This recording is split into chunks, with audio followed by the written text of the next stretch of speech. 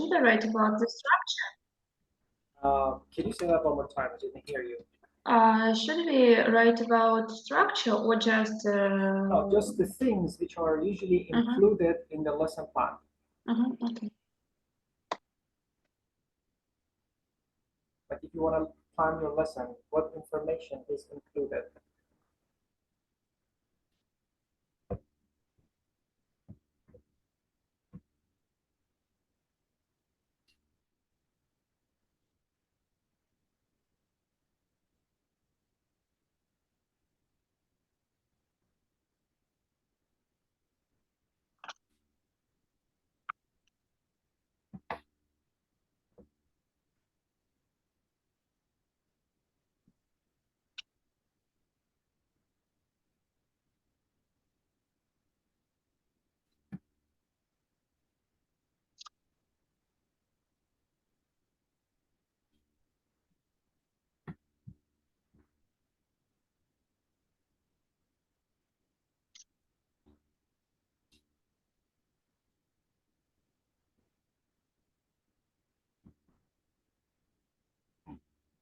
Okay, so share your ideas with me.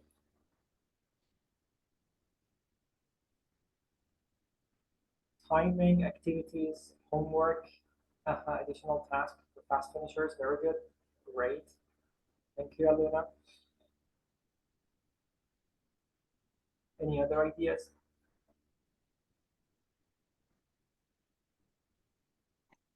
Maybe warm up. Okay. Good. Yeah, we usually write lead in, because there's a difference between warm up and lead in. Okay.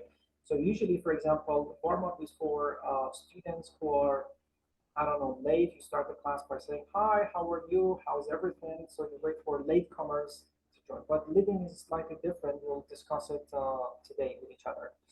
Okay, thanks for sharing your ideas. Usually when it comes to planning, we have timing, for example, how much time we should spend for each stage, okay? 5 minutes, 10 minutes, 15 minutes, and so on. And it should be realistic, okay?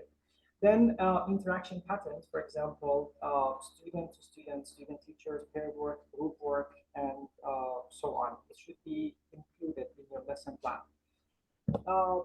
Also the activities, or you can say procedure. For example, the learners will do this, okay? The teacher monitors them and so on. So it's important to write the procedure in your lesson plan as well. The aim, which is one of the most important things, what is the aim of the lesson plan? What should students learn by the end of the session, by the end of the lesson, okay? We have like main aim and subsidiary aim. We'll discuss it in a while. Anticipated problems and solutions. This is one of the most important things because, of course, for some teachers, it's kind of difficult to anticipate what kind of problems learners will face during the lesson. But if you prepare well, then you may have some ideas. For example, students may have problems understanding new words in the text. So what can we do? We can pre-teach some vocabularies. Okay, so this is the problem and the solution. Uh, the materials you use, the stage, for example, the leading control practice, clear practice, and so on. It should also be included. Uh, well, class profile, how many students are there? 7, 8, for example, the level, and language analysis, which is, for example, if you're teaching two words, such as, for example, old-fashioned and quaint. So basically, you should know the difference between these two words, the analysis of the language. For example, meaning, form, pronunciation. This is called language analysis. So everything should be included in your lesson plan. Okay. Now, Sorry, what? yes. Sorry, can I ask what is stage? I just missed it. For example, because each lesson has different stages. For example, leading, control practice, free practice. These are called the stages of the lesson. Okay. Yes. Thank you. When you take part, for example, in CELTA, you've got to write a class profile. How many students are there? For example, what about the ages, 16, 17, teens, adults, and so on. All right, any questions?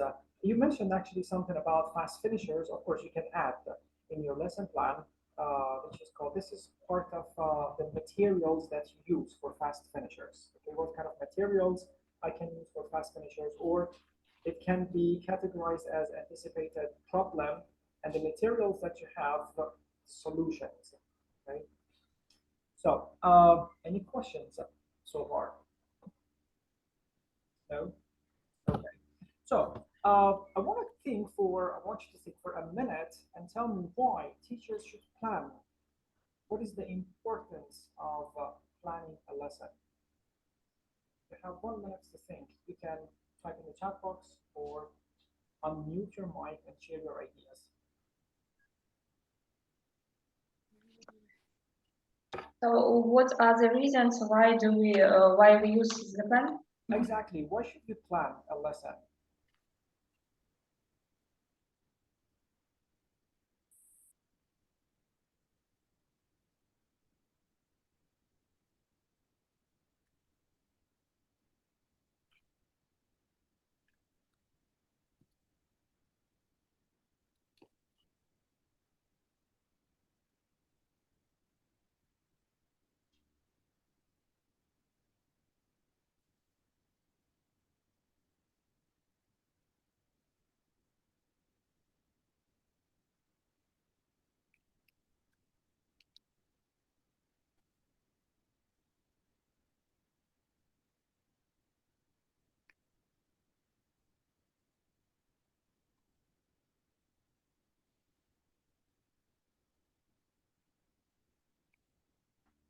Okay.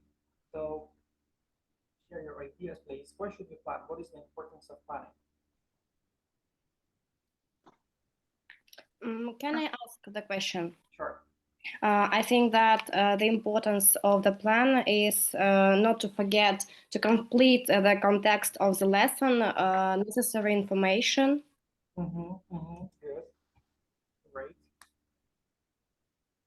Any other ideas?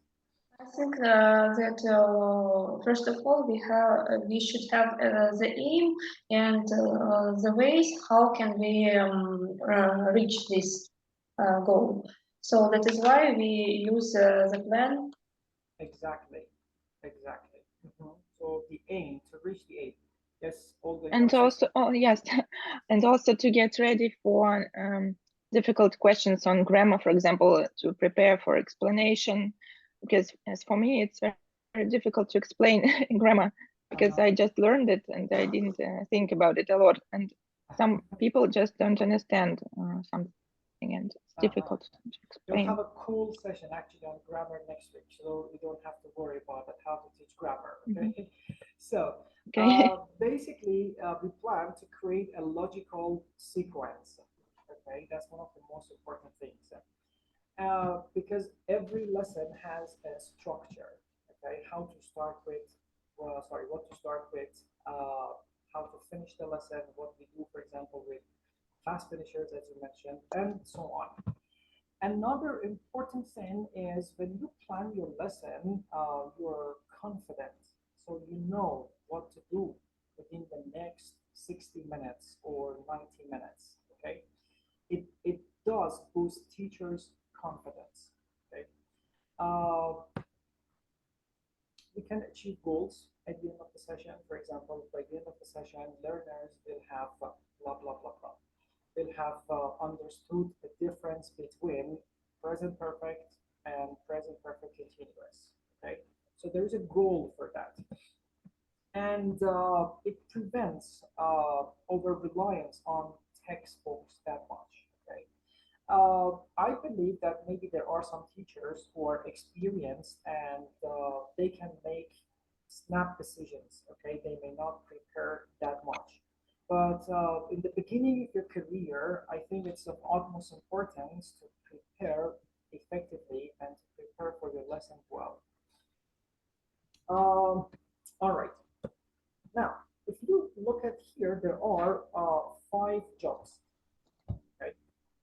The first one is what's his job? Doctor, Okay. The second one. mechanic, Next. Architect. designer, Designer, architect. Yes. Fourth one. sports. Sportsman. And the last one is. Sure. I don't see. And I also don't see. Oh, really? Okay. How This can is, we move these photos of us? Because well, this is it possible? a teacher. Can't you see that? This is Oh, me. a teacher. Yeah, this is me. Okay. This is a teacher. All Oh, right. I see. So, can you tell me in which professions, okay, people spend most of the time on planning them? Which job requires planning much? Teacher, designer, maybe. Sportsmen too, I think, because they plan their training sessions to achieve their goal. Exactly. Okay. What about a mechanic or a doctor? Do they have to spend time planning something? No, they don't. They just need to have a good education and just to deal with the problem immediately. Okay. But I think doctors have to plan their work because there are different situations. For example, dentists, if you have toothache, they can, of course, help you and then give the plan of your, how to say, The next appointment. yes. But the good thing actually about the dentists is that they don't do themselves, so they have receptionists. They will take care of everything. But you're right. I just want to emphasize that teachers, basically before the lesson, they should spend time preparing for the lesson. Okay, without lesson planning, uh, it will be, of course, I don't want to say that in most cases it's a failure, but again, we discussed it actually in the previous slide that you need confidence. Basically, when you have planned, you are confident and you know what to do for the next 20, 30, whatever, how long your class takes. Now, I'll send you a link on Learning Apps, and I want you to match teachers' practices, which is key, in lesson planning with the rationales, okay, are. You have got 3 minutes to do so, okay?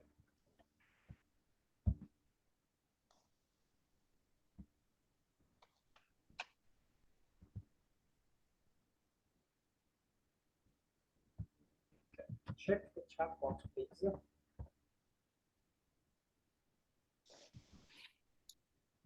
you see that? No? I don't. No.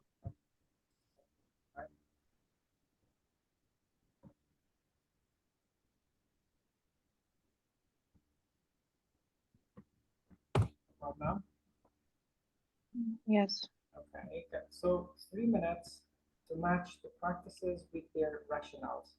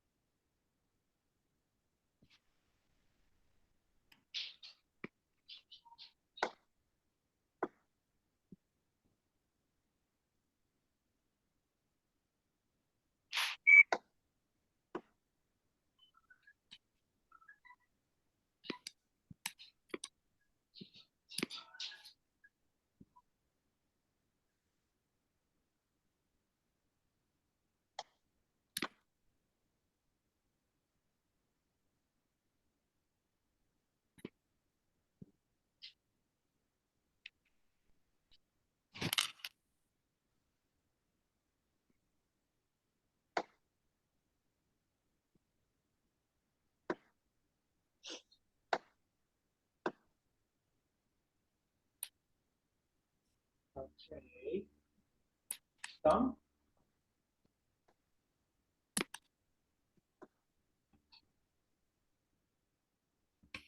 Are you ready?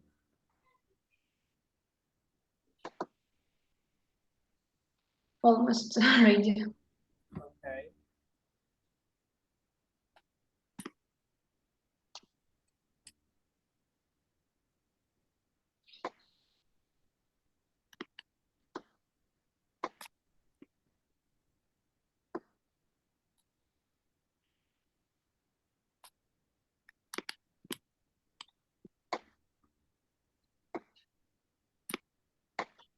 There is one extra, right? No. There is one extra practice note, right? Well, Okay. So check your answers with your partners in breakout room. Okay. Please join.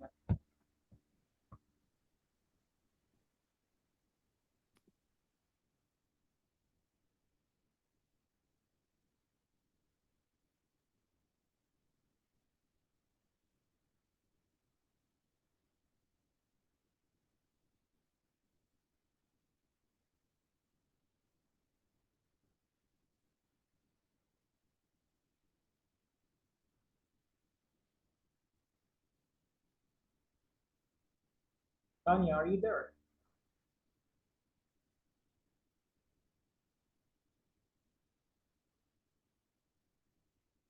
Tanya, are you there?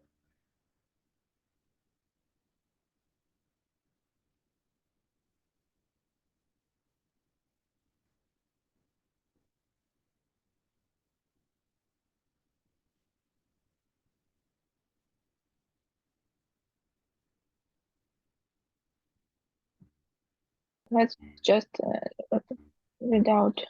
Mhm. The first one, Okay. I only ever plan half my lesson. I never know what's going to happen with the learners, and I like to be able to respond to them. You have the Yes. same? Mhm.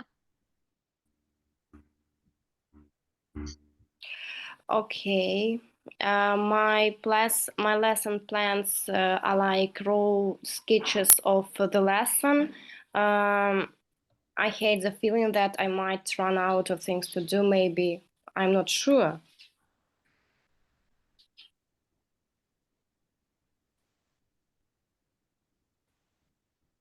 I'm sorry, I've lost the table.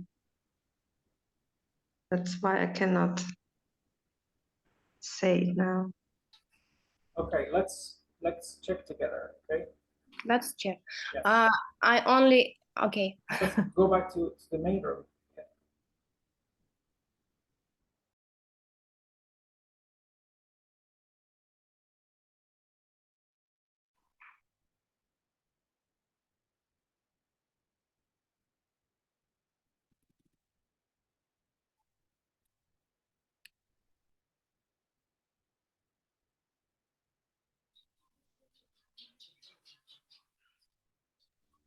Okay, so it looks as if they are really engaged. So they'll be back soon. Let's check in 20 seconds. Let's wait for Aliona. Uh-huh. Can I start? Just a sec. Let's wait for the other two to join Okay. us.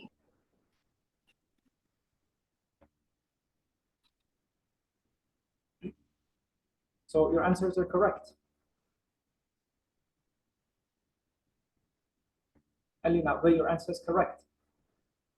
I only ever plan half my lesson. They usually find it reassuring to know where the lesson is hidden. Okay, good. Let's check the answers here. Oh, uh-oh. You can check here.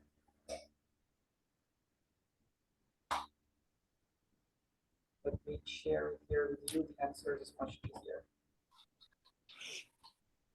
Just a sec.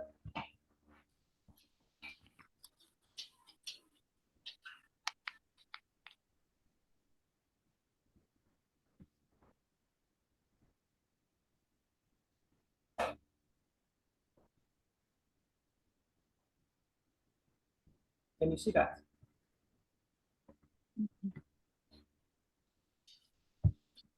Yes. Yes. Okay, good. So check if your answers are the same or different.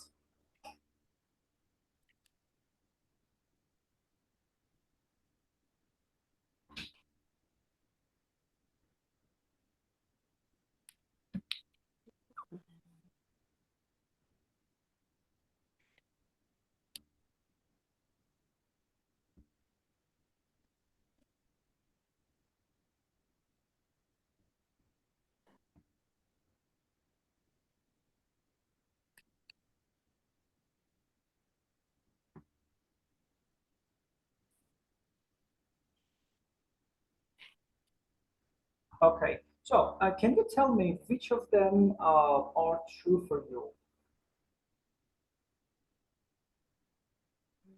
Do you write everything down? Do you have a sketch of your lesson? You don't always do a detailed plan. If you want to plan your lesson, which of them do you usually use that? And what is the rationale? Alina, start with you. I'm thinking. Okay, good. So, Aliona, what about you? I prefer to write everything down. Of course, last year I wrote every single thing down, but now I can write down less. Also, I use a course book, and some I use also a teacher's book, and sometimes I add something.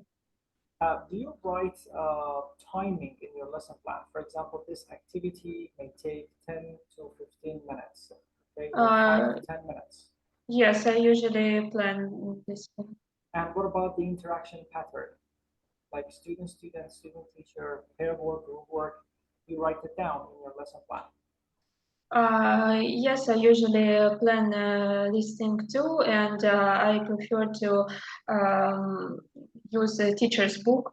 It's usually I don't know. Helpful. Yes, yes, Yes. exactly. Okay. What about you, Olga? If you want to teach, for example, your daughter, you said that you teach your daughter. Is that right? Yes. Okay. So Well, she goes to school, but I I spend some time with her. We have some Cambridge books, and we do some exercises like speaking, listening, writing. Actually, I mostly use this and some other materials. If she doesn't get the topic, I try to find the videos with explanation on YouTube or something. So but I don't plan like I don't have rough sketches of the lesson. Well, I just try to explain her what she doesn't understand. But I okay, think I should have a plan. you should exactly, exactly. Alina, how about you? Usually I write down the lesson stages on sticky notes and sometimes move them around during the lesson. Okay, that's a good idea. That's a good idea. The problem is that we shouldn't stick to the lesson plan that much because, for example, things might happen. The problem is that maybe, in some classes I observe, the problem is that teachers stick to the lesson plan that much and sometimes they ignore students' enjoyment. So, for example, you have got 40 minutes or 45 minutes or an hour, and at some point you realize that your students are really enjoying the task. Okay, do you think it's a good idea because I want to finish this? Okay, I want to stick to my lesson plan. Okay, that's enough. So let's move on to the next part. Do you think that's a good idea to do so?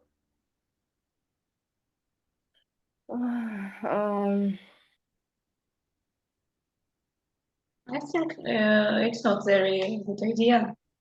Exactly. Why? Because if students are enjoying, it means that they are learning as well. Okay, just because I want to finish my lesson plan isn't a good idea to stop students, especially when they are like this free practice or freer practice, they are enjoying themselves that much. They are this production stage. So don't really do that. Okay, Okay. let them enjoy. Okay, so let's continue planning. Just a sec here. All right.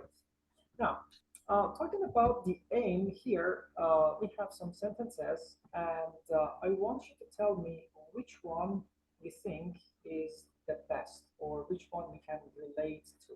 Okay, read the sentences and tell me which one you can relate to about the aims of the lesson.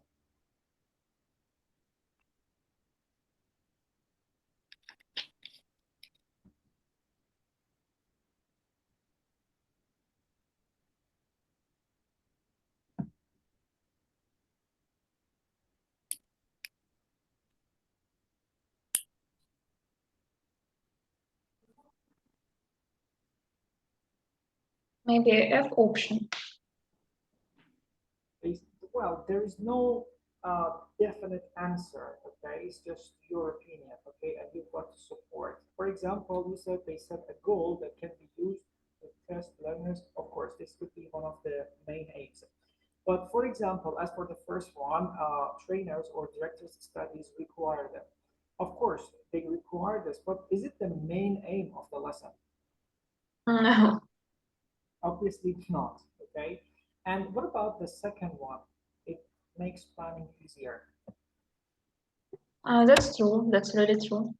Exactly. Okay, so basically when you plan everything as we previously discussed, so it makes the lesson have a structure, okay? And it does, of course, make the lesson plan more professional. So you look at as if you're a professional teacher, okay?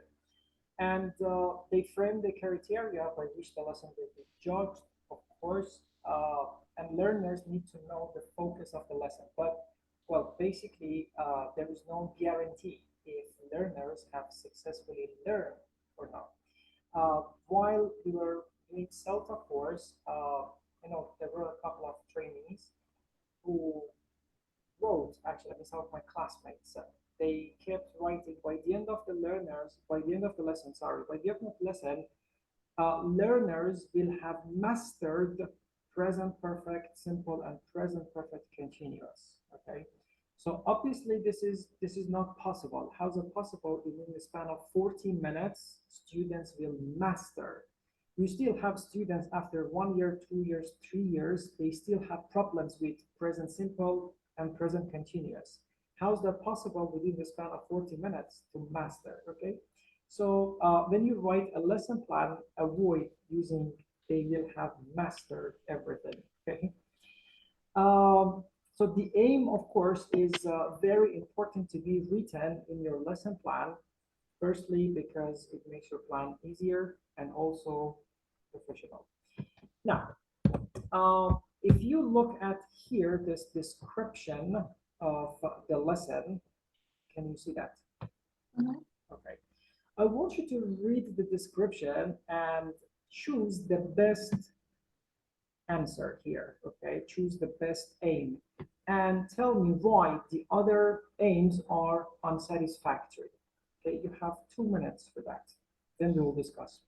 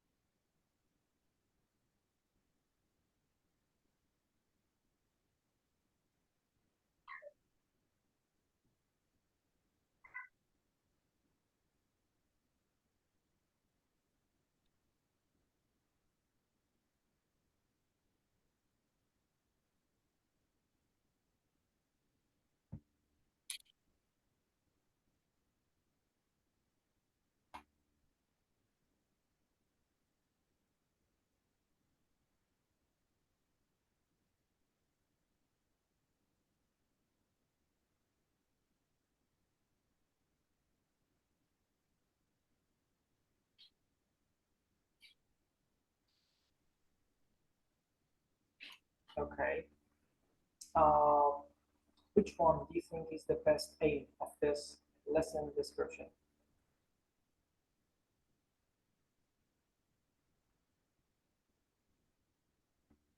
I think it's F. Uh-huh. Do you agree? I think it is E. Uh-huh. Uh-huh. Okay, Elena, what about you? Mm, What's your E? answer? I think it's B. B. Mhm. Okay. What do you think? Okay, all right. So the best answer is E, as Aliona said, okay, to develop oral fluency when narrating past events. Let's discuss why other options are not the main aim. For example, the first one, to do some speaking. What's the problem with this aim? I think that aim is not very clear. Exactly. So it's vague, it's ambiguous. Okay, so the aim here is not clear. How about the second one, present and practice past tense? Is it the main aim of this lesson? It's not. Okay, so the answer is incorrect because this is not the main aim.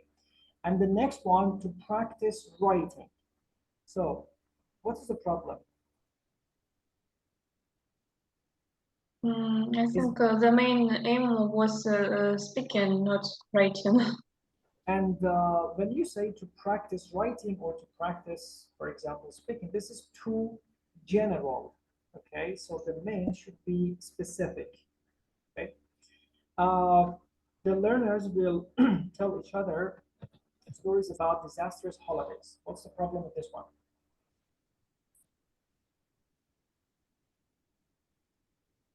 This is the description of what will happen during the lesson. Okay, this is not the main aim of the lesson. Okay, and the problem with the last one, by the end of the lesson, the learners will have learned some new words.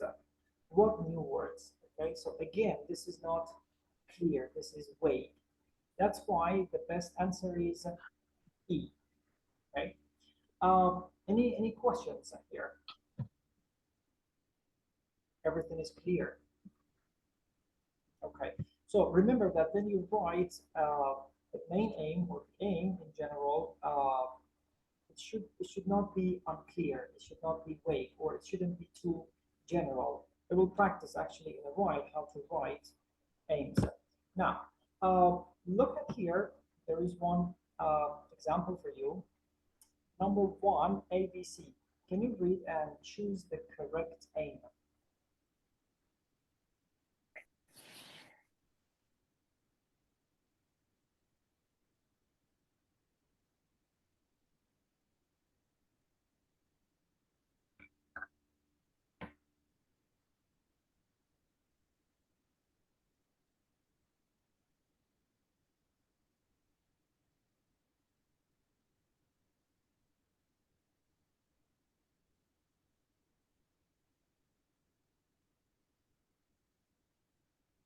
Maybe C.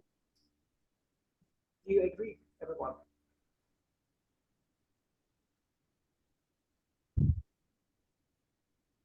Yes, you're right. Actually, the main aim actually is C because we have the context, we have the language, okay, and how to do that. So basically, used to talk about what? To talk about past childhood habits. Okay, so the best one is C. Now, I'll give you 1 minute to look at number 2, 3, and 4 and choose the best aim.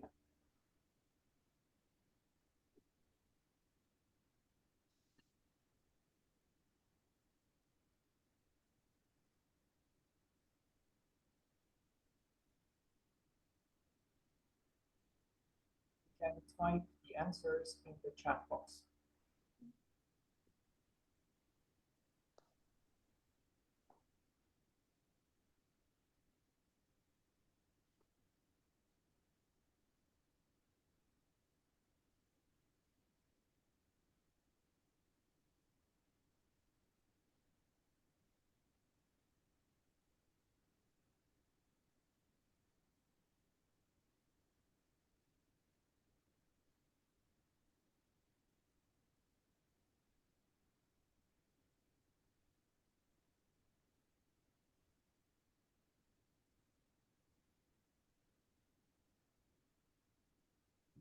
I'm sorry, in 3, let us see, for Not learner visible. to use a picture of Lex is used. I don't see the how the sentence is, In the number, end of the sentence.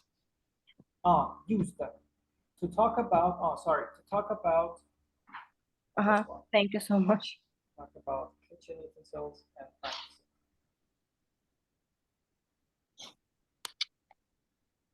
Now we don't see the fourth. Okay, now the fourth one. Sometimes it happens.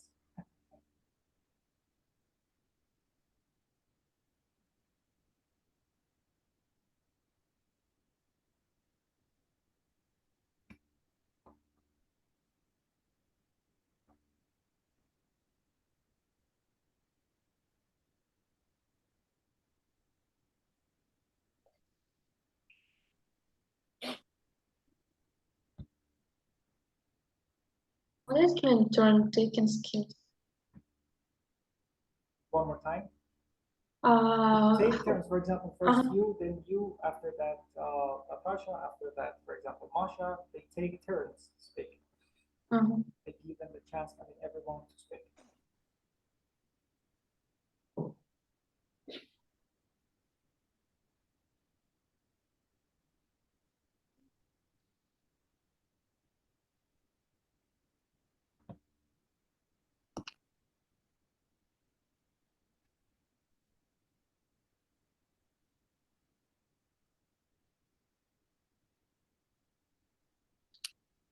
Okay, now, shall we check together? Okay, so who wants to read the second one? Can I? Okay, so, I think it is A. uh, No, it is B. I'm sorry. okay, all right. Everyone agrees? Yes. Yes. Good, all right, good. What is the problem with the other ones?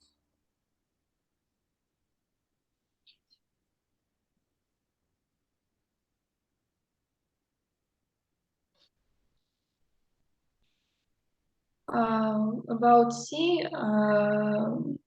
Yeah, what's the problem, for example, with C? Don't you think it's too unrealistic? For example, all the words in it. So this is kind of unrealistic. Unrealistic. Yes. Number 3, who wants to read the third one? May I? Yeah, sure. I think it's A. Okay, everyone agrees. Yes. Correct. Bravo. Okay, good. Number 4, Alina, would you please? I'm not sure, A or B. Leona, what do you think? I think it is A. Yes, I think it's A too. I don't agree. To carry out some turn-taking skills, spoken language in the context of business meeting. Okay, but here to highlight, use in the context of spoken interaction. Okay, so the answer is C. C. Okay. If you notice in any of these aims, there are like 3 words used to word lesson aims. Okay, what are those 3 words?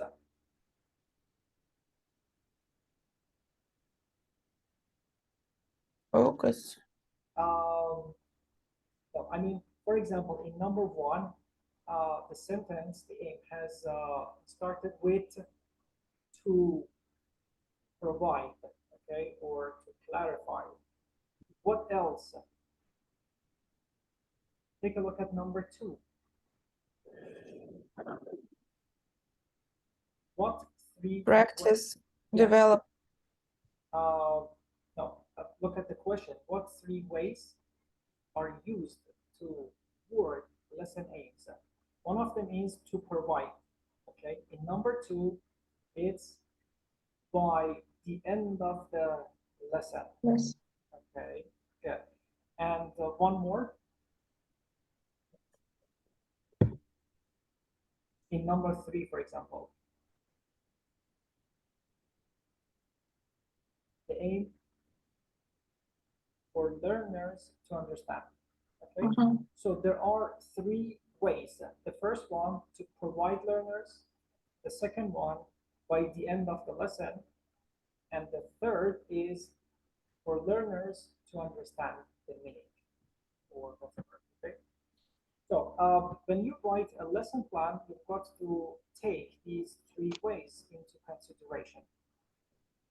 The most common one is by the end of the lesson, learners will be perfect, will have practiced, will have used that. Okay, that's the most common one, which is in number 2.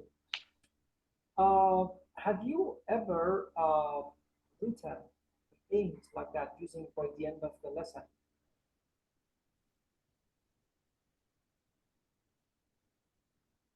Could you repeat, please? Have you ever written in your lesson plans, by the end of the lessons, learners, blah, blah, blah, blah, blah, blah?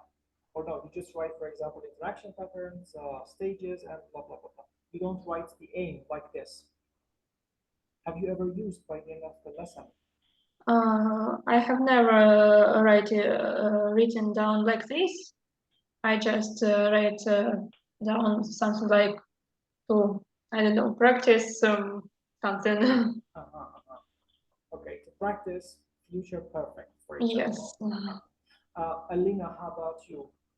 Have you ever I written- haven't. I haven't. Okay, all right. Good. Well, is everything clear? So 3 ways to provide by the end of the lesson and for learners, okay, to write aims. Now, I'll send you a picture of course books, okay, and I want you to identify the main aims of the lesson and write them on a piece of paper, okay? Then we will compare with each other.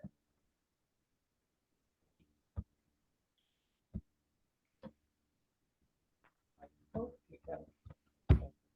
We had a problem in the previous week, I suppose, yes? You couldn't open the file.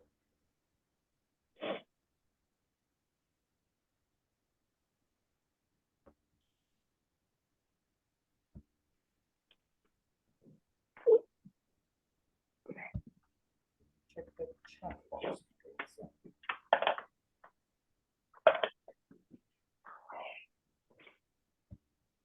Can you see it in the chat box? No. No. No?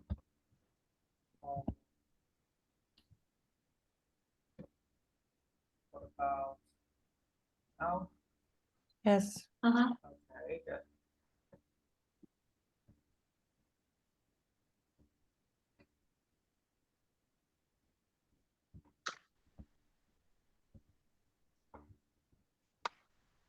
If you can't open it, tell me please.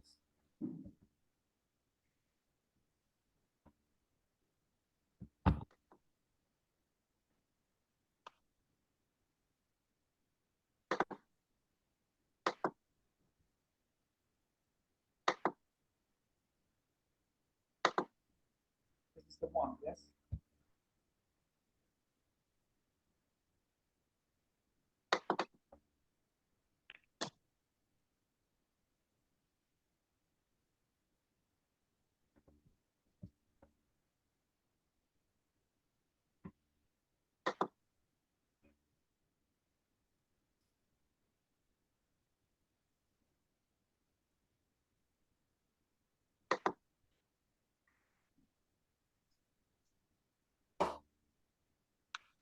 Remember to use any of those ways to write the lesson aim by the end of the lesson and so on.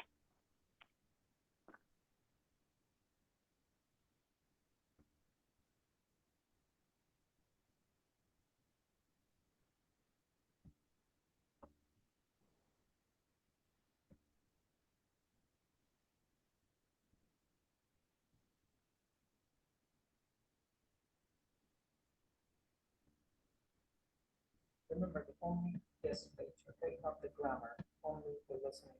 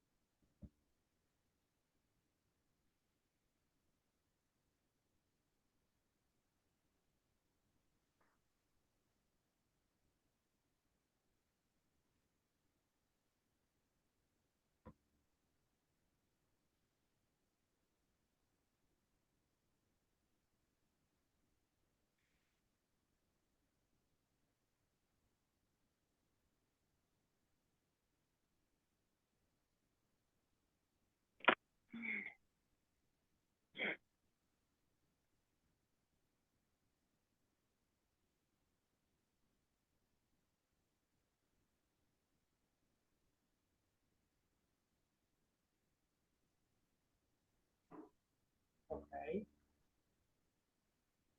You're ready. Share your ideas. I have only one idea. Okay. By the end of the lesson, learners um, will improve their listening skills because it's not listening only. Yeah, but again, this, if we say, for example, they improve their listening skills, is it listening for what? This is too general. Okay, you've got to specify that. Sorry, for what? When you say they have, they will improve their listening skills. Okay. Yes. I agree, but this is too general. Listening General. skills on what? Any other ideas? Um, I have an idea. Maybe to provide learners opportunity to practice listening for gist. Okay. All right. All right. So here, for example, we have gist, or for example, detail. Okay. So one more time, can you say that, Eliona? So To provide learners opportunity to practice listening for gist. okay. All right. If you're talking about, for example, the first, okay, but in general, this is for detail. Okay. So to improve listening skills for detail in the context of, what is the context here? Life on a boat, as an example. Okay. Alina, do you have anything? I guess I have problems because I think that they improve listening skills and also vocabulary. They practice vocabulary at home, like kitchen, bathroom. I don't know. You see here, for example, if you're talking about, for example, the secondary aim and so on, yeah, but what is the main aim? The main aim is listening for detail, okay? So if you say listening, well, that's correct, but it's too vague. And here, the purpose is not vocabulary. The purpose is listening for detail. Okay, is to see, for example, in this exercise, the first exercise, okay, they will listen to a part, but here, exercise 5, they should choose the correct answer. So this is listening for detail. Okay. All right. So you've got to be clear when you write your aim. As an example, let's take a look at one more example here.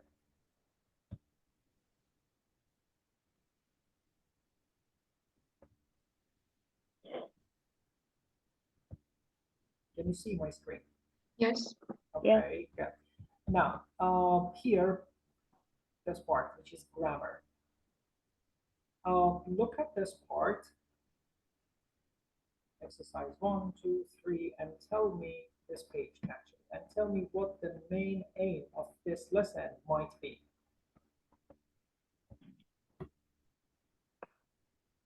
Could you please to make it bigger? Okay, let's see.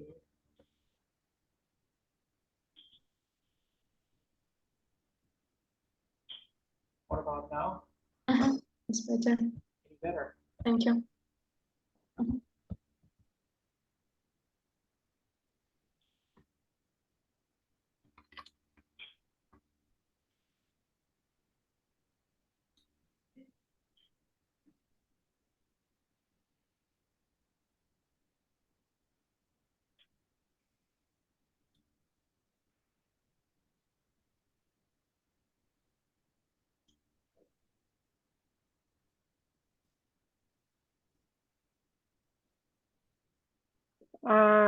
Sorry, can I answer? I guess that I don't know, to broaden the vocabulary. One more time, can you say that? To broaden the vocabulary. Uh-huh. Do you agree with Alina? I think it is listening for grammar. Why do we have listening here? Can you tell me? It's a close reading or something. Uh-huh. All right, the purpose here, the aim is to teach. What is the aim here? Why do we have this listening activity? To expose students in the target language, okay? But the purpose here is modal verbs and infinitive forms. So by the end of the lesson, students will have understood, for example, modal verbs and infinitive forms. This is the main aim. Okay. In the context of, if you want to add more detail, for example, in the context of mysterious changes. Okay. We need to talk about this actually. We will talk about it in a while. For example, exercise 1. Why is exercise 1 here? Exercise 2. What is the purpose? Exercise 3, what is the purpose? We will discuss it actually. We will come back to it in a while. Okay. So, any questions? No? Okay. All right. Let's continue.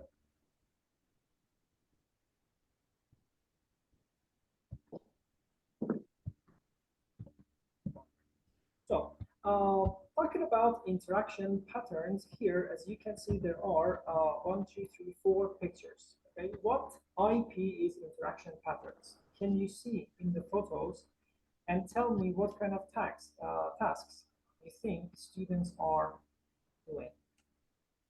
For example, as for the first one, what kind of interaction pattern do you think is this? Students. Okay, correct. And what kind of task do you think they're doing?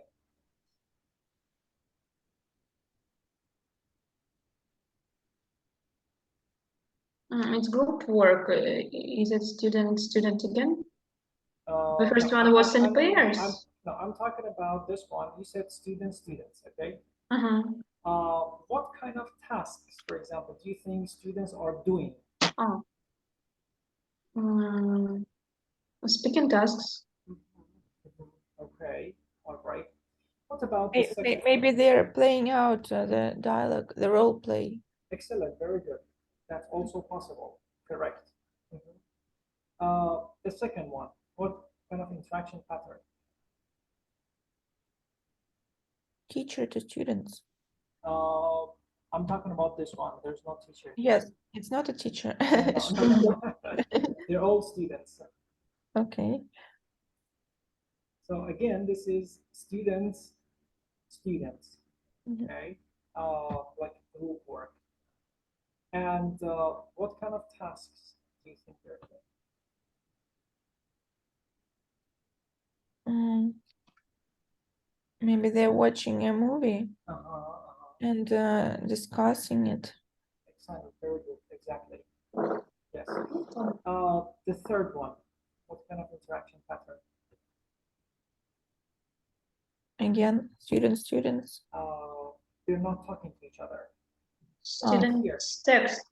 Yeah, students text. Students text. Okay, so they're reading a text. Okay, and the last one. finally.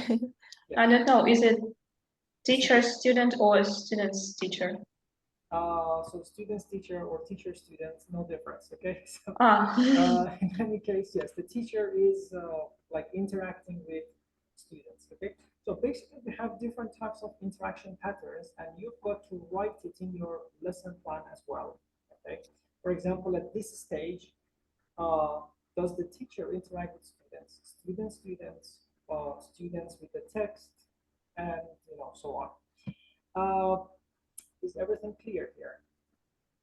yes. Yes, Elena, everything clear? Yes, but Yes. I think I And I don't hear well. Okay. I should what should I do? No, nothing. I just want you to check if everything is okay. Yes. Yes. Okay. All right. Now, um, I want you to look at these. Can you see? Yes, two course books pages. And what interaction patterns do you think are possible to use for these activities? Let's start with the first one, Alina and Olga. I want you to look at the first one. And Aluna and Tanya, for you, the second one. Okay. So you have 2 minutes to think what interaction patterns can be used to extend this speaking or grammar rule. Mhm. I hope it's clear. A little bit small. Okay. Yes. All right. So let me. Large, please, a little bit. Well, we better take a screenshot just in case.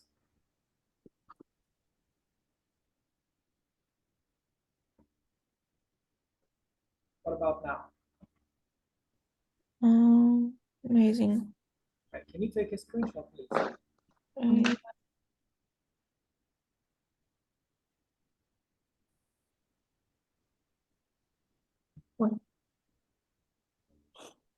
Okay. So this one is for you, and let me share the other one as well.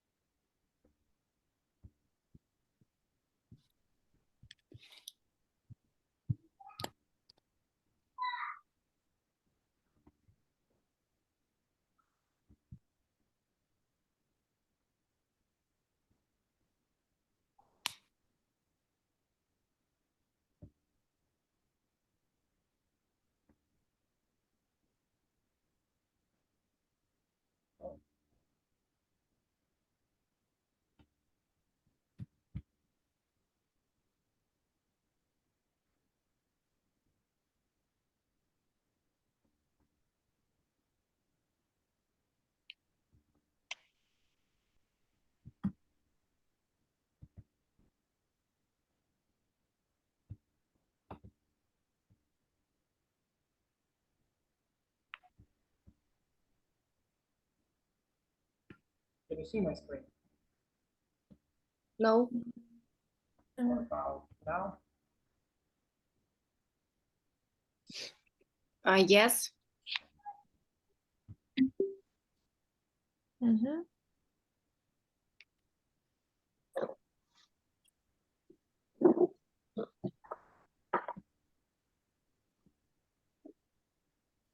So what interaction patterns can you use then?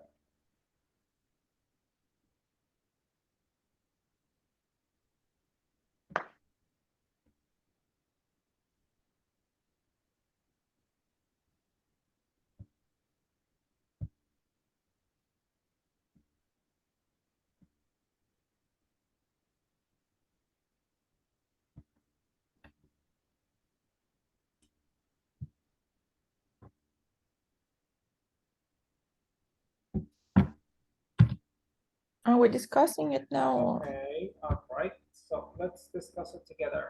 All right. So share your ideas about this one. Um, Most I think I think it's either students to text or students to teacher, because teacher wrote this. How can we extend it? For example, students do this activity, okay? They complete the sentences with must and mustn't, okay? Now, how can we extend it? Mm. Form an interaction pattern between students. Mm.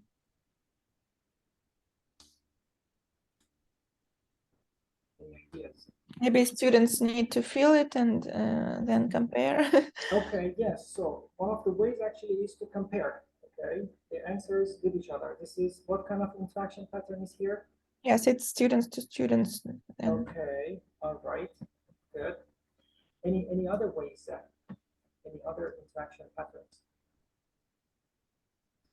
When the teacher gets feedback, okay, for example, they discuss in pairs.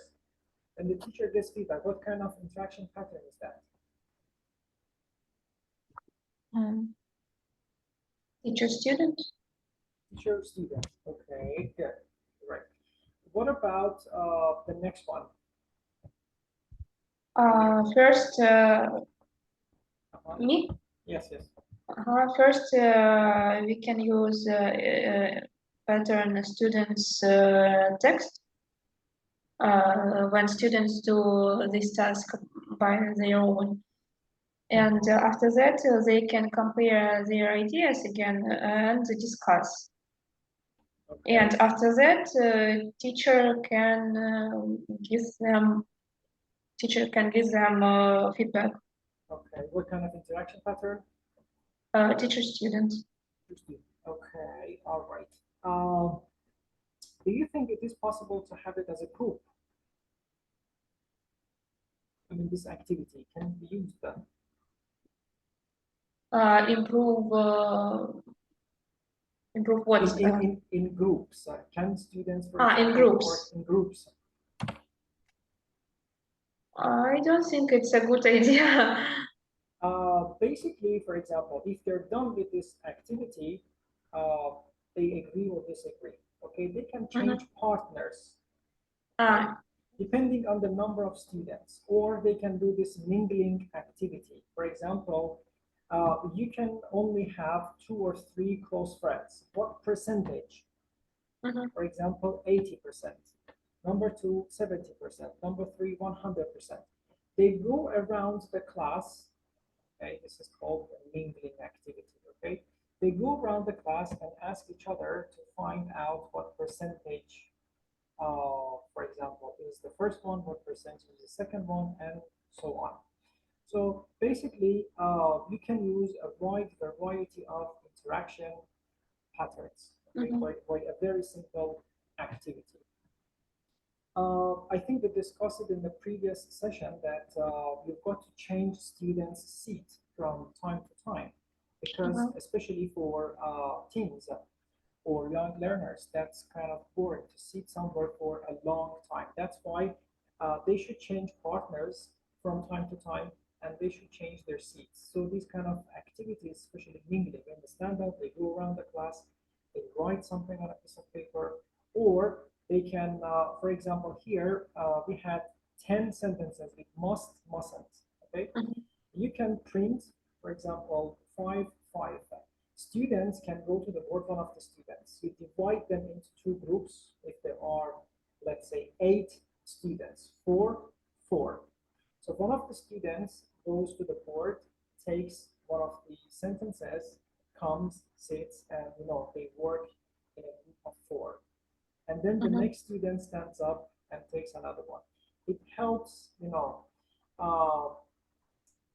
it helps motivation. Because if they sit, we discuss it. It will be really boring for them. Any questions so far? No. Okay, good. So should we have one kind of interaction pattern throughout the whole session? no. Okay, good.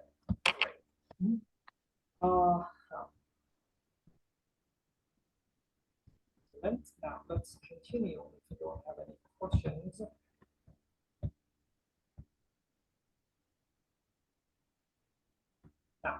I want you to take a look at this sentence from Albert Einstein, and we're going to talk about time and pacing in the lesson.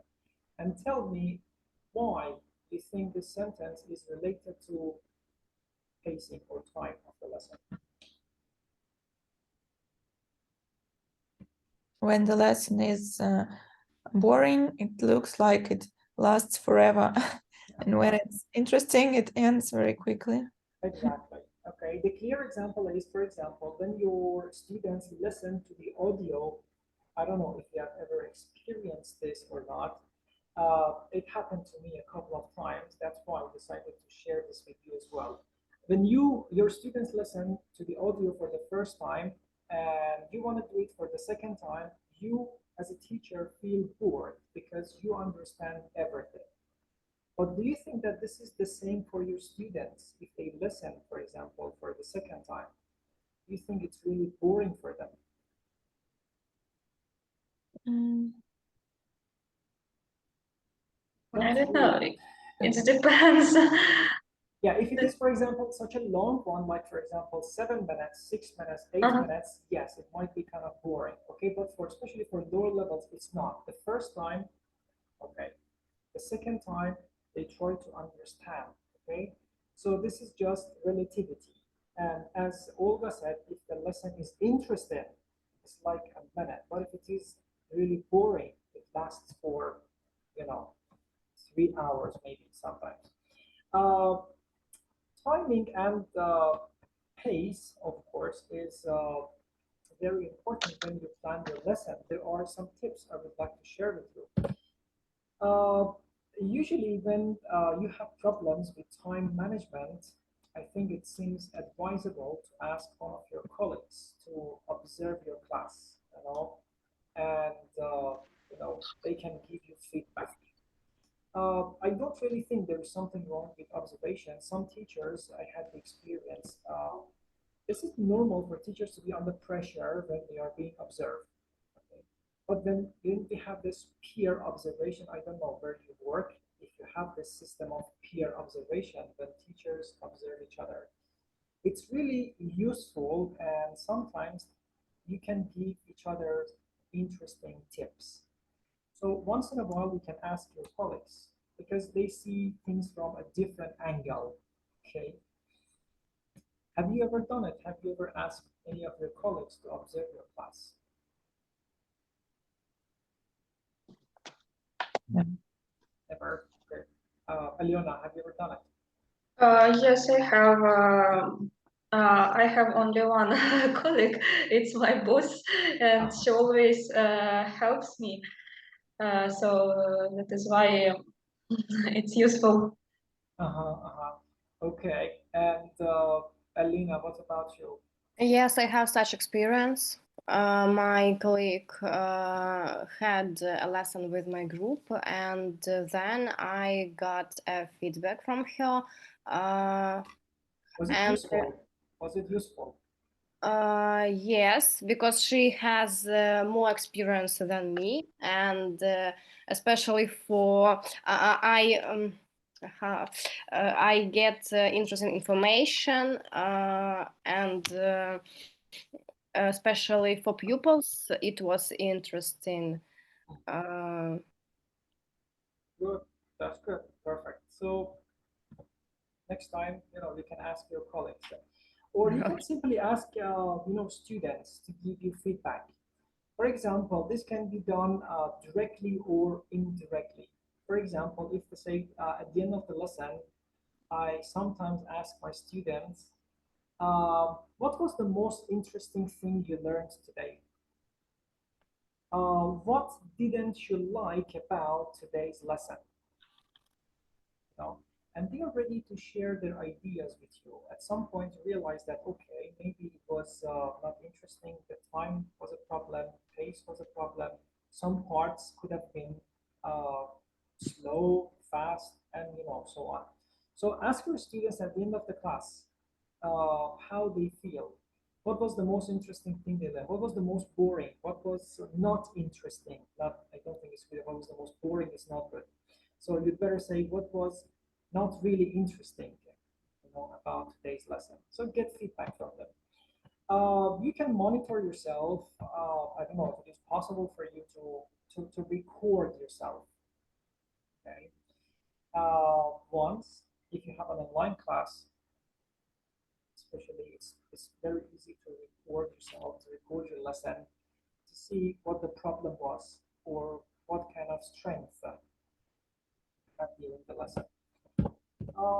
I also think it's very important to state a time limit for tasks. For example, lead-in, 3 minutes, 4 minutes, three-year practice, 10 minutes, 5 minutes, whatever. Okay, it depends on you and the type of tasks you have. Usually, for example, I think I told Olga at the beginning of the class for the lead-in. You usually write, I mean, teachers, when I see their lesson plans, they usually write 2 minutes, okay? You've got to write something which is realistic. If you start, for example, talking about, I don't know, setting the context, what is the main purpose of the lead-in? Can you tell me? Why do I think that the main purpose is that they concentrate on the task, because I work with the pupils, and sometimes they can talk with each other to relax, and I say we have only 5 minutes, and they begin to do the task very quickly. Exactly. So when you set time, they know exactly that, for example, in 5 minutes, they should finish. Exactly. Okay. Lead-in is usually for generating interest, okay, and setting the context. So this lead-in, for example, it should last for 3 minutes, not just 1 minute. It's not possible. It's not realistic. Okay, if you have 1 minute for your lead-in. Now, you can imagine yourself as them as well, because sometimes teachers, especially when they have weak students, they might get angry and say that, oh my God, that's such a terrible student. Oh, I don't like him. I don't like her. But you've got to put yourself in their shoes. Think about the time you were learning English. You know, so this is just normal. Don't expect them to learn everything as soon as possible. Okay. For example, if you're giving them a reading task, if it takes 4 minutes for you, how much time should you give your students? 4 minutes, is it correct? No. Okay. 5. So like 10 minutes, okay, 8 minutes. Okay. So imagine yourself as them. Then, this one, I think we discussed it a bit earlier, just because you want to finish your lesson.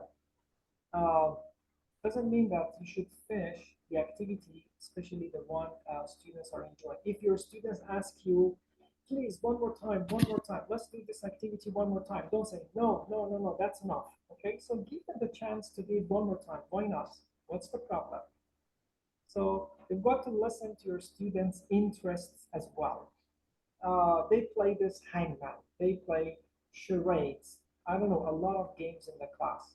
So do it one more time, no problem, that's fine.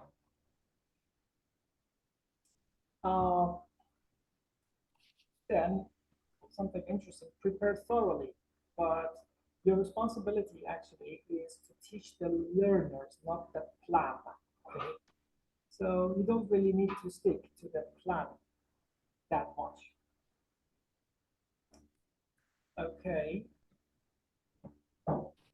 And finally, when planning lessons, we discussed it earlier, you've got to have a wide variety of interaction patterns. Okay?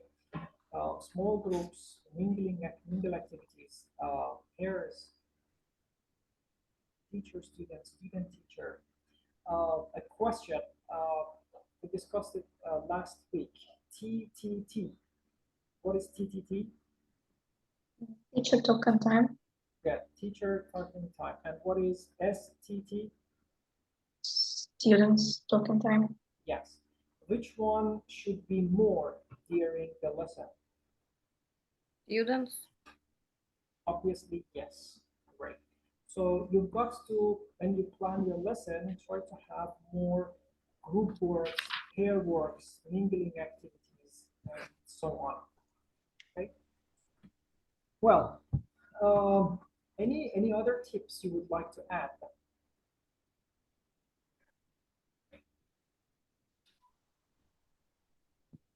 Or have you ever had any of problems with your students? For example, they wanted to say, please, one more time, but you ignored them because you were, kind of pressed for time.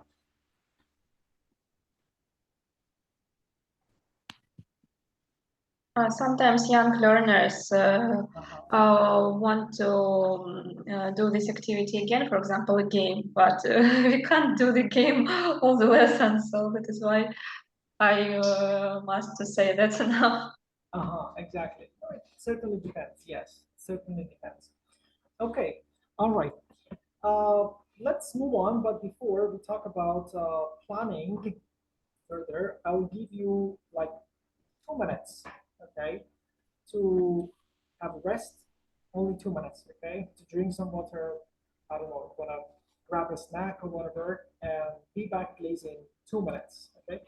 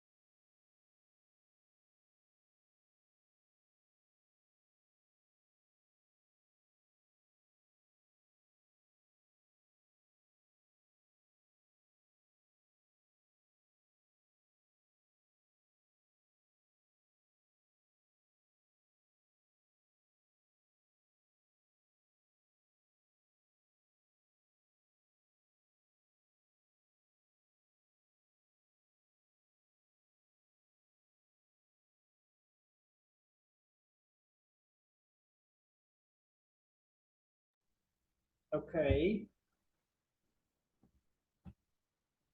so are you back? Yes. Oh.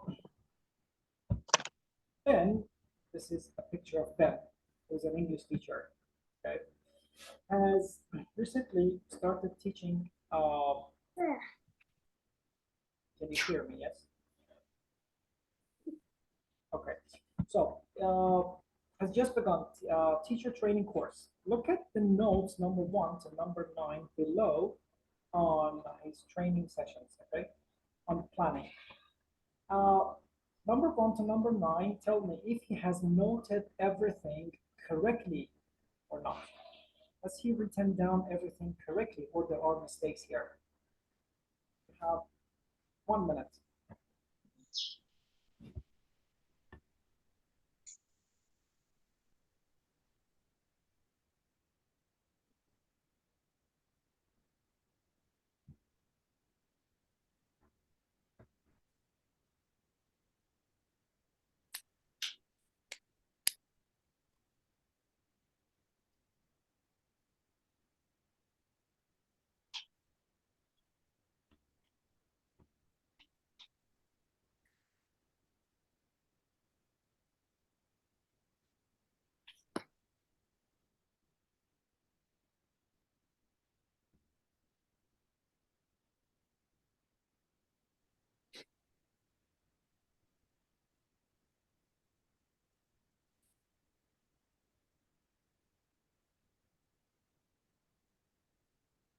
Okay.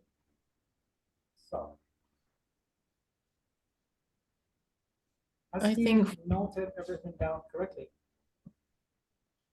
I think the fourth and the eighth are wrong. Do you agree? Okay, correct, absolutely right. And what do you think is the problem? When something goes wrong in the lesson, the teacher should try to not to ruin it finally. So the teacher should try to improve it somehow. I don't know. So if something goes wrong, you've got to be ready for possible solutions. So be prepared for possible solutions. And what about the eighth one?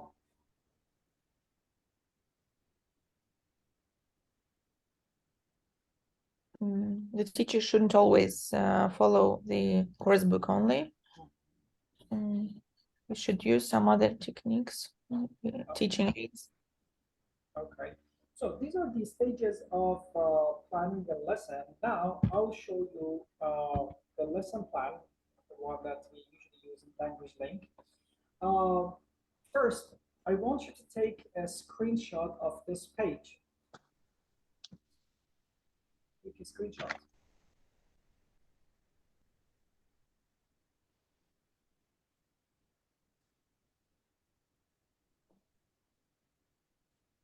Done?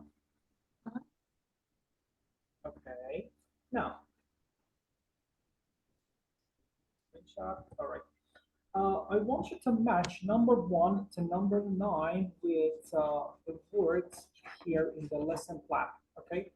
There is, we don't need to write everything here. For example, number 5, think about what learners have done. You don't need to write this. Okay. For example, can you read the first one? Decide whether the learners will be working alone, in pairs, or groups for each task. Which of them does it refer to?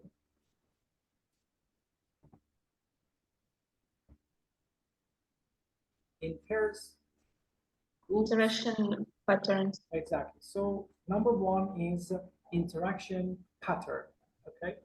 Now you'll do the same thing for number 2 to number 9.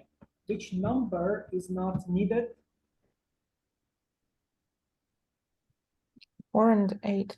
No. Just number 5. Okay. Okay. So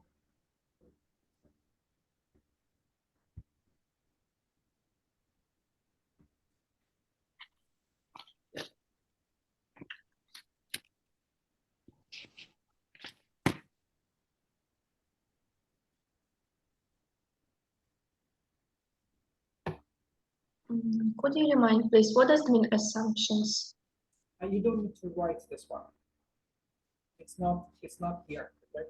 I will Uh-huh. tell you. I'll tell you.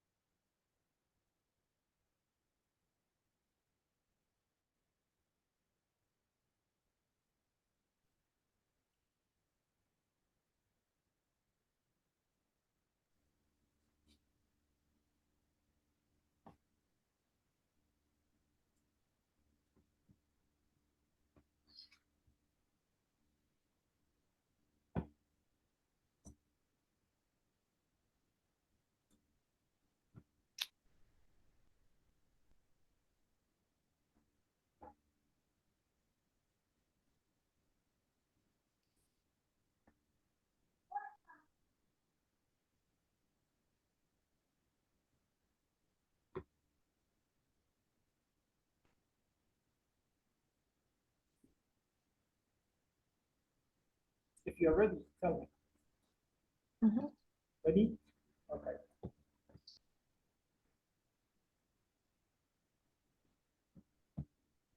Okay, so the first one was interaction pattern here. Okay. The second one, estimate how long this one is. Timing. Time. Okay. Good. Agreed? Everyone agrees? Okay, good. 3, be clear about what you want to achieve. Aims. Aims. Yes. Okay. Number 4, there's nothing you can do. Anticipated problems. Correct. So 4, anticipated problem solutions. Number 5, this is a timetable fit. Okay, don't need to do that. 6, getting tasks in a logical order. Stage. Oh, sorry. This is Stage. or procedure. Yes, I see. procedure. Procedure. Next one, research and make notes. This one is It's also procedure. No. you see Stage. research and make notes on vocabulary and grammar I plan to teach. What do you need? This is, for example, if I want to know, if I want to teach present continuous, I should know what it is, the form, the pronunciation, the meaning. This is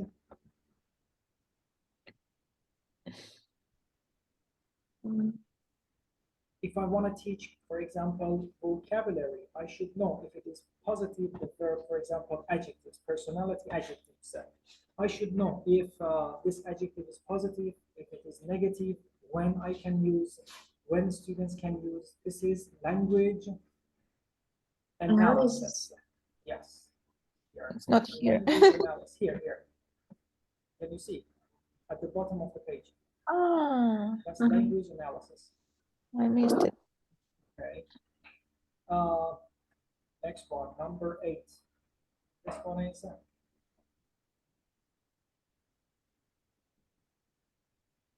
Class profile. If you're talking about number 9 is class profile, learner's age, nationality. Okay. What about Yes. number 8? 8. This is materials and resources. Okay. And you previously asked the assumption. What is assumption?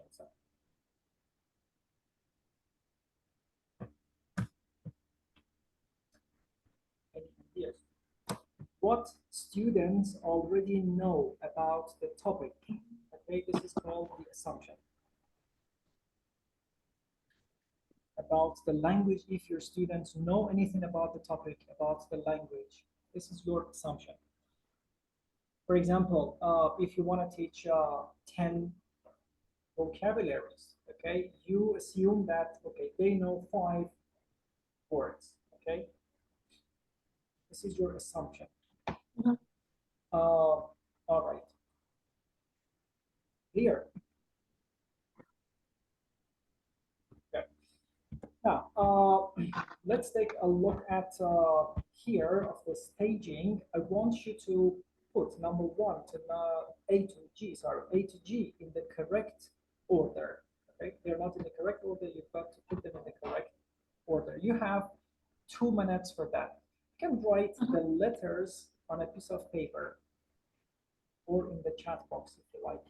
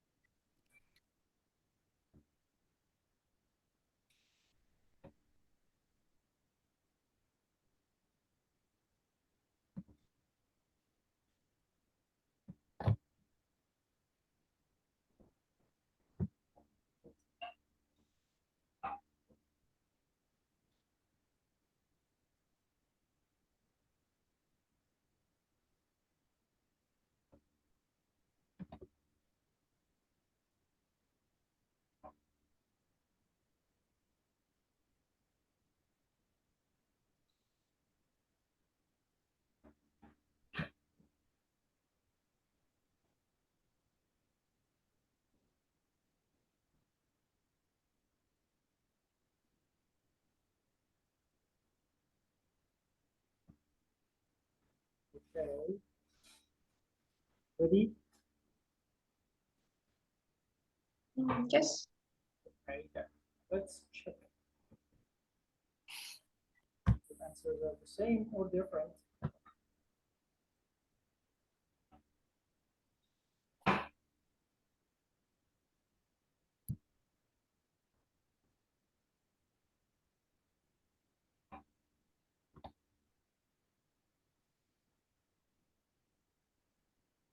Sorry, I have only two correct. Then I just couldn't put it together.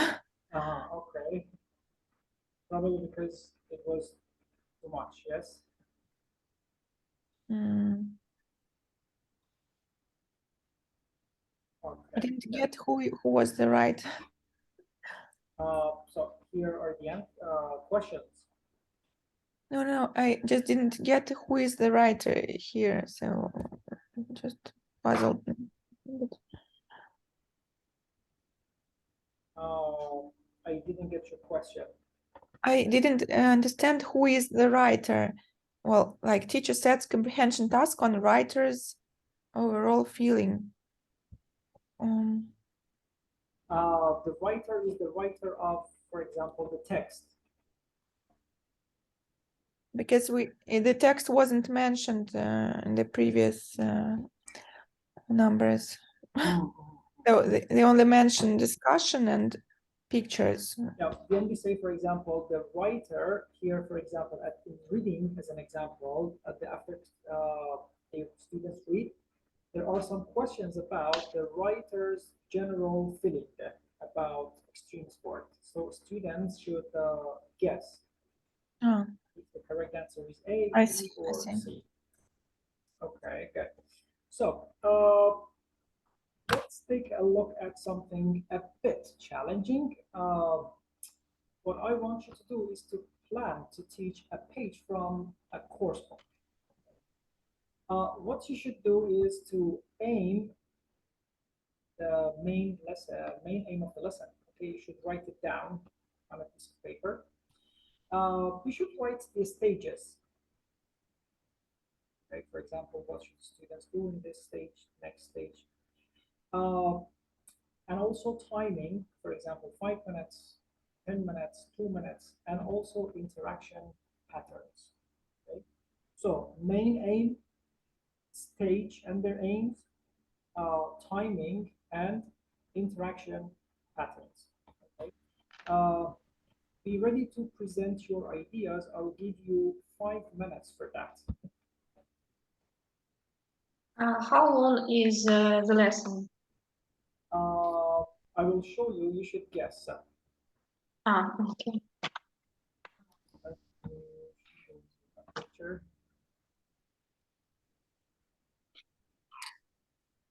It's exactly as the same we discussed. I think I sent it to the chat box. You can open it.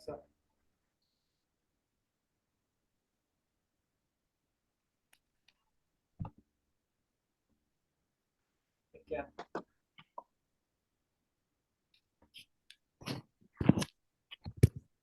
I can share it here as well with you if you want.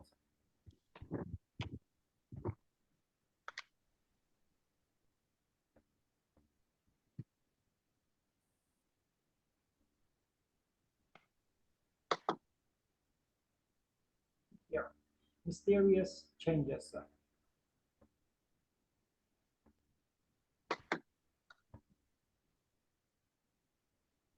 You can take a brief look, the first page and the second page. I hope it's clear here.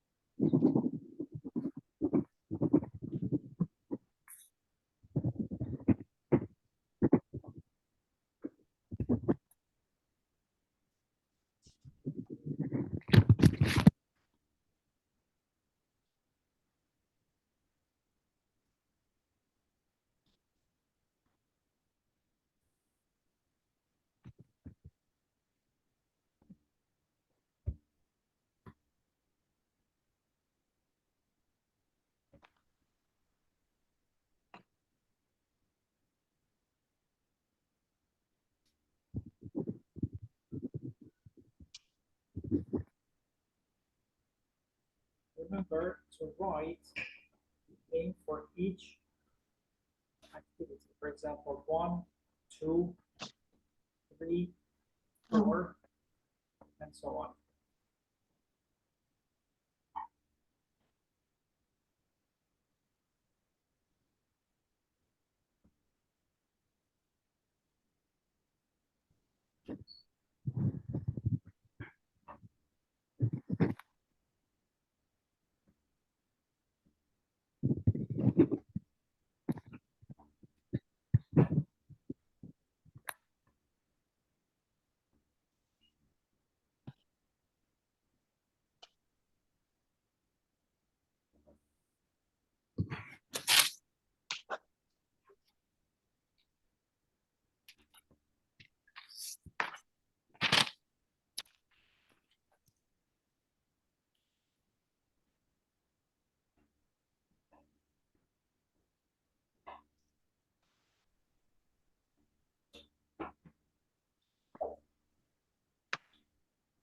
Anya, are you there? Can you hear me? Yes, I haven't heard from you for a while.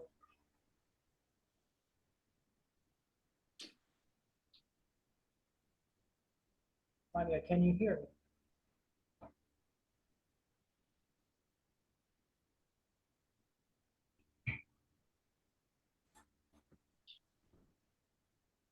me? Yes, I can. Okay.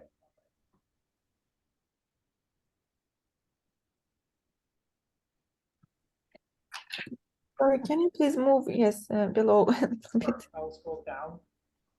Hold down, yeah.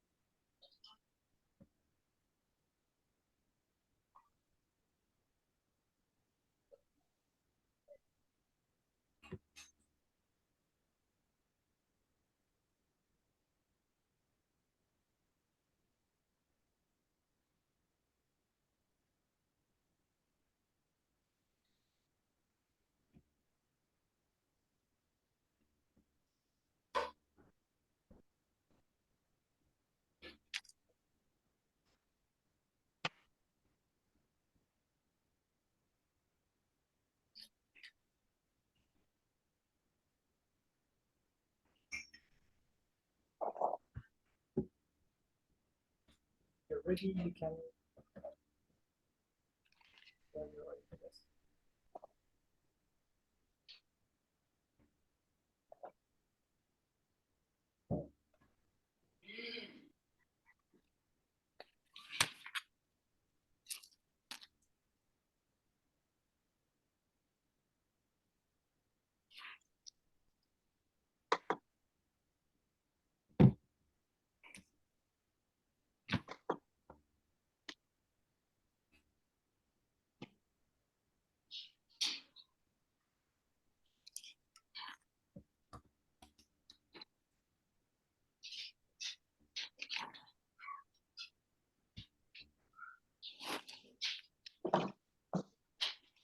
Aliona, are you ready?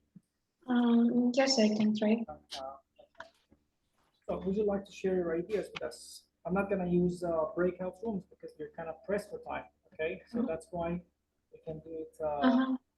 Okay, so go ahead.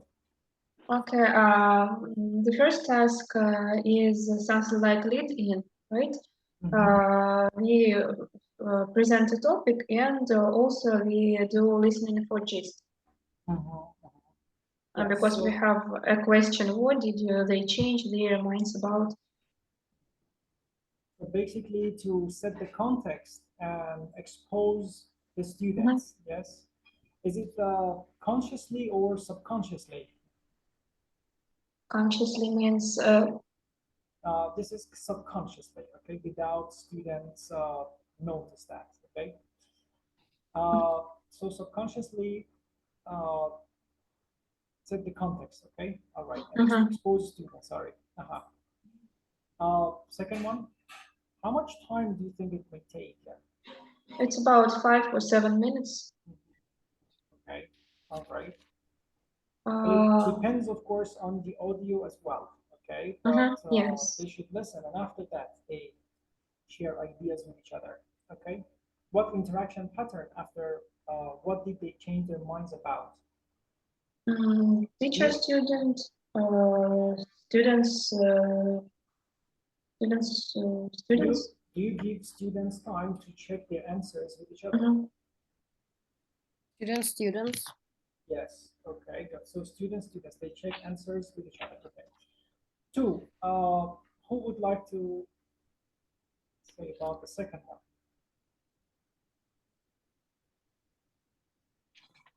Okay, so I do not continue.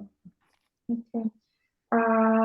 When they do the second task, our aim is to, I don't know, present the target language. Okay, yes. So this is the exposure, which is consciously, okay? They have been exposed to the target language, okay? Exercise 3. No, to make clear the rules. So this is, I think in this exercise, you see, which sentence describes a period, blah, blah, blah, blah. This is elicitation, okay? You ask students to guess. So elicitation. Good. Next one, elicit the concept. 4. To practice target language. Okay, all right. What about this box here? We have demonstrate the form, should be doing, wouldn't have made that. So in this box, you can see the form. Good. Exercise 4, yes. What about exercise 5 here?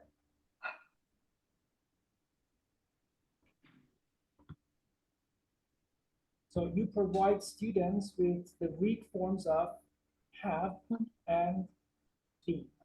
Okay. Exercise 6. Everyone wants to share ideas. Again, to practice grammar. Yes.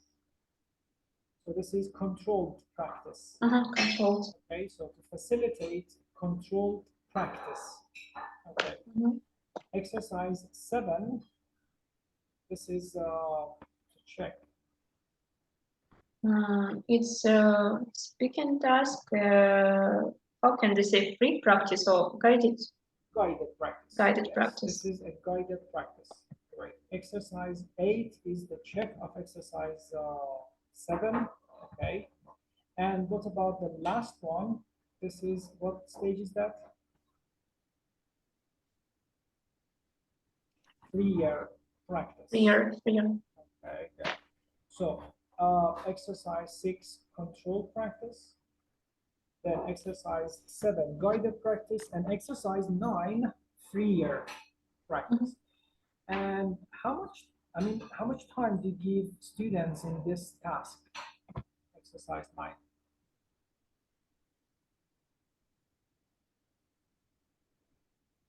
Maybe 10 or even 15 minutes. If they want to write something, yes, it may take time. Sure. And what about exercise 6, for example? What interaction pattern do you use? Alina, for example, what interaction pattern do you use in exercise 6? A student's text. Excellent. Okay. And after that, student, okay, they check in pairs. Okay. Good. Great. Perfect. Now, one more activity here. Remember that earlier we discussed anticipated problems and anticipated solutions. Okay. When you prepare a lesson, it's very important to come up with some ideas what might go wrong or what might students have problems with during the lesson. Here is a link I'll send you. I want you to put the anticipated problems into the right category. We have 3 categories. Let me share my screen with you here. I will explain what they mean.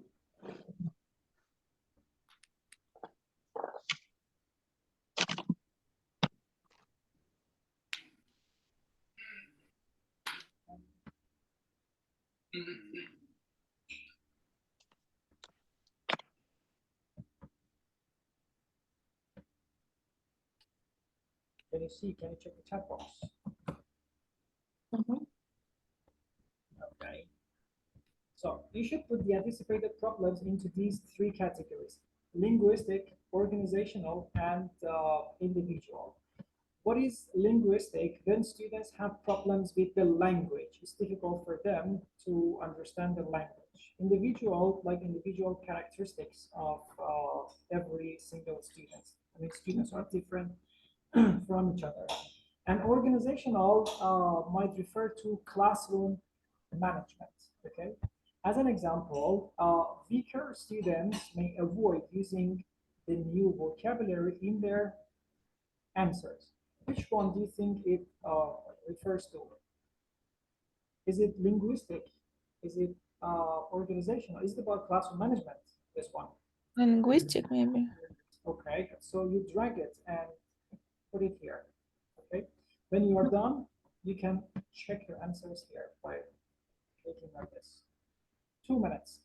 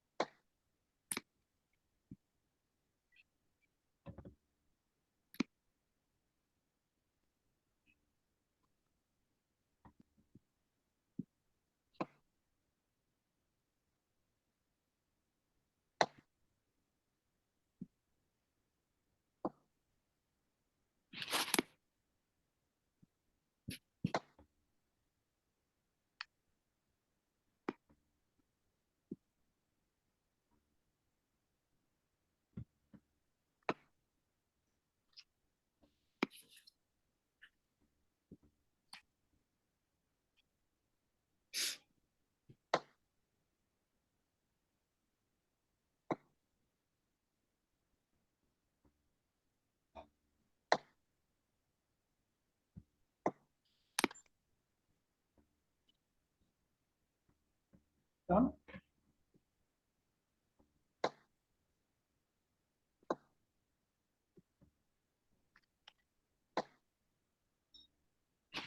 Done. Okay, all answers correct. I haven't checked yet. Okay, you better do. Oh no, not You all. can click on this.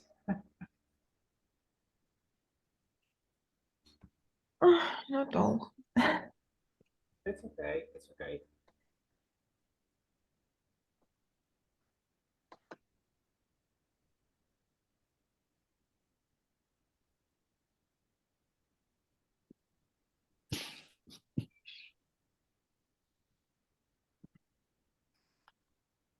All right.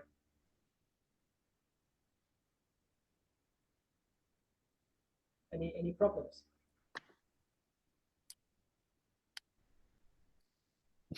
Okay. Now, let's talk about some of these problems here, anticipated problems. For example, if you're talking about this one, can you see my screen? Yes? Mhm. Okay. Uh, the instruction for this speaking task may be too complicated. This is the anticipated problem. What do you suggest? What do you think the teacher should do? What solution do you suggest? Should you should use simple language. Good. So it should be simple. Very good. We talked about this giving instructions actually in the previous week. Okay. Yes, we can break out the instruction. Very good. Good. So break down into several parts. What about this one? The topic may turn out be not interesting for the learners. What do you do if the topic is not interesting for your learners?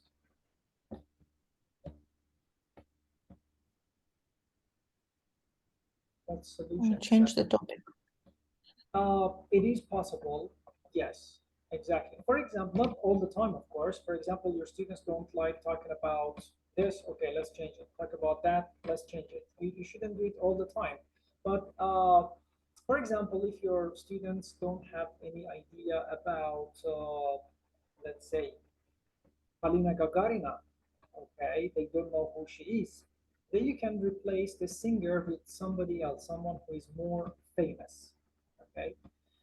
You know your students. For example, teens are interested in Korean pop, so they are interested in, I don't know, Rihanna, whoever. So you can simply change the picture to generate more interest. And what about this one? Alexei is much stronger than other students and tends to answer all the questions I ask.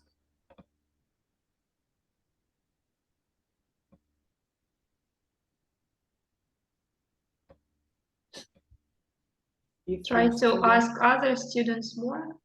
Mhm. Good. How do you do that? I So don't you know. better, for example, nominate students.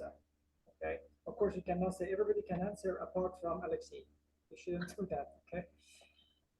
But you better nominate students who talk less or pair work again or group work. Okay. What about this one? The learners already know be going to and may overuse it.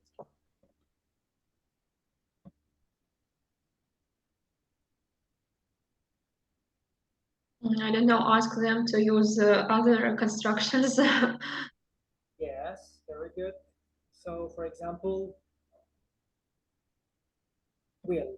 Yes. For example, the difference, you can tell them the difference between this and that. Be going to and will. Present continuous, for example. Okay.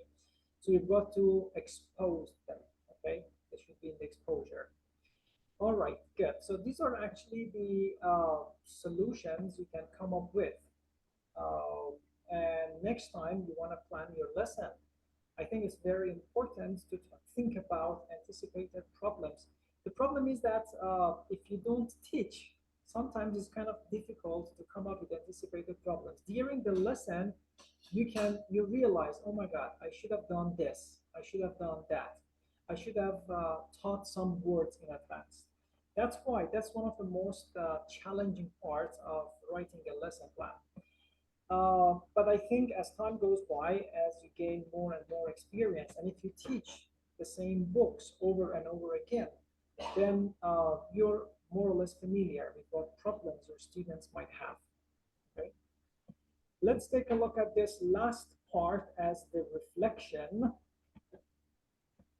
and we will call it a day.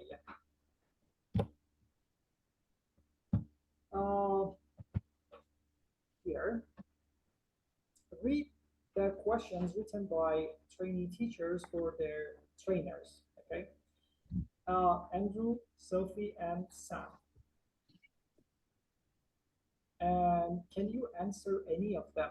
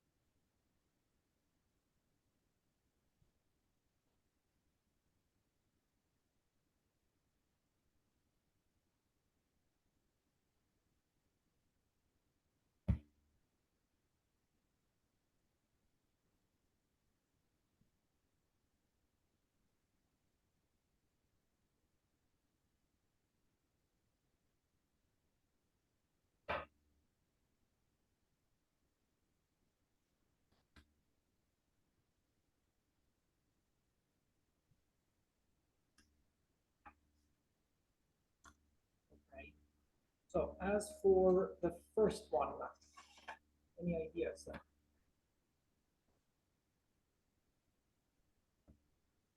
you think I should have finished this speaking activity sooner?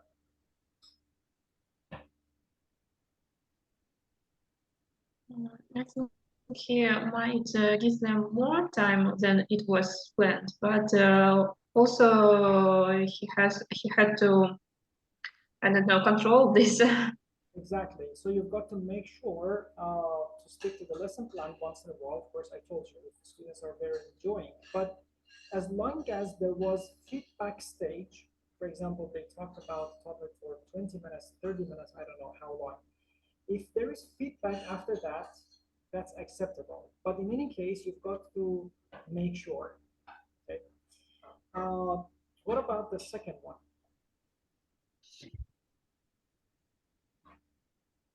Should I have done all the control practice?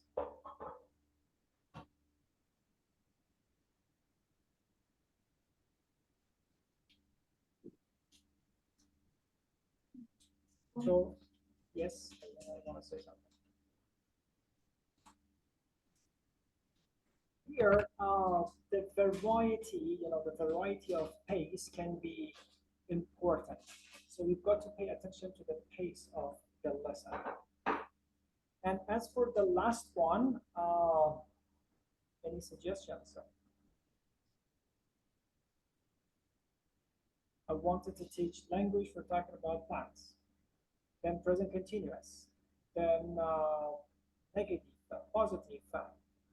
Maybe too much grammar in one lesson. Exactly. Okay, good. So not to include too much new language, in the presentation phase. Okay, all right, good. Any questions? Sorry, I have a question. Did you discuss controlled practice, guided practice, etc. last time? No. No, because I guided have no discovery idea. will be discussed next week. Okay. Yes, because you mentioned it today and I have no idea what it means. Control practice, if you're talking about control practice, for example, we discussed it, that there is an activity after grammar. And you give students, for example, you have taught them the rules, meaning, form, pronunciation, and so on. There is an activity in which students should, for example, do the grammar activity, vocabulary activity, individually, okay? So this is called control practice, okay? And after that, then you give students a task to practice with their partners, to practice as a group. This is 3-year practice. Okay? That's the difference between control practice and 3-year practice. And Usually, guided discovery is next week. Discovery. Yes. Yes. Guided discovery will be taught next week. This is about grammar.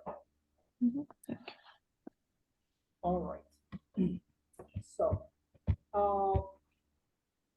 3 ways to describe aims. You remember? Just a reflection.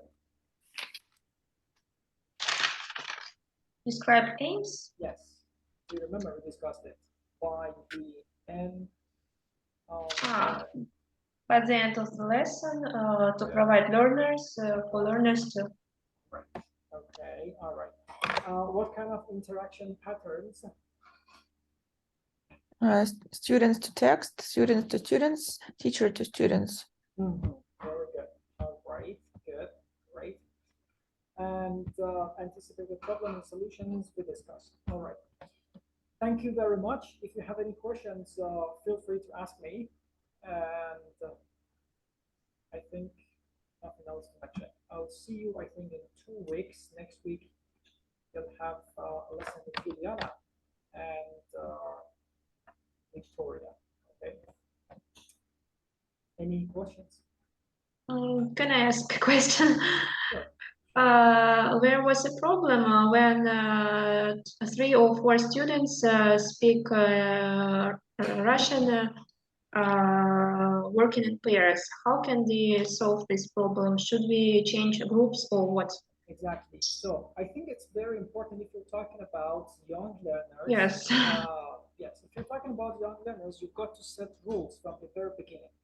In Language Link, we have this classroom language. If they want to go out, they should say, "Can I go out?" If they want to say, I don't know, "Можно," they must necessarily say. Otherwise, the teachers, in most cases, ignore, pretending as if, "Sorry, I didn't get you. I don't understand." Okay, so you've got to make them, encourage them to use classroom language. And if we speak Russian with each other, the best tip is to change their places. Okay? If 2 students, 3 students, especially friends who go to the same school, they know each other very well, sit next to each other, this is not a good idea. So basically, remember, I told you how to change their places. So ABC, ABC, not just you change your place with you, okay? So this is not a good idea. You shouldn't do that.